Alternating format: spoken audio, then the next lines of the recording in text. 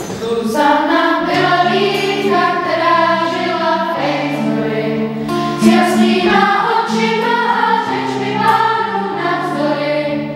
Sousedé o ní říkali, že temná kouzla zná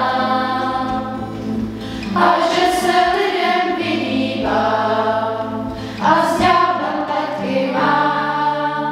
O mnoho let ale hordobytek zachvátil a po větší víry se na pastora obrátil, že znají tu moc nečistou, jež králi zavíjí.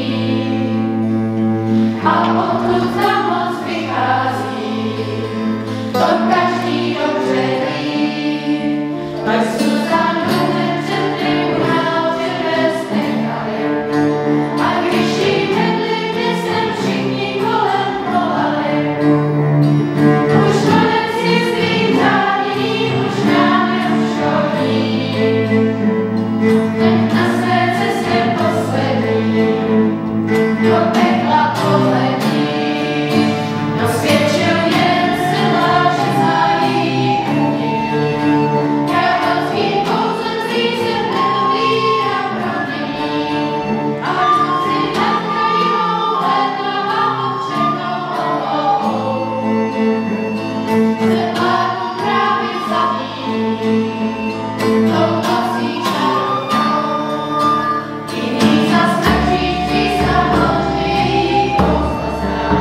V noci se v černou kočku mění, dívka líbe zná. Je třeba jednou provždy ukončit ďábelské řádění. A všichni křičeli jak poslední, naši penici sní.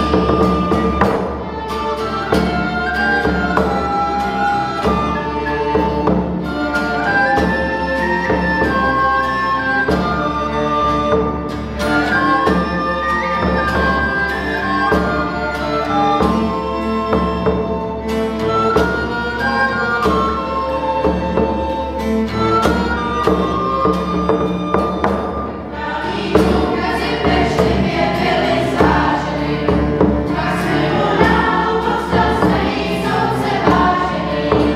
Je přece v knize psáno, nevymáš každý nic jiží. A při ďáblových uši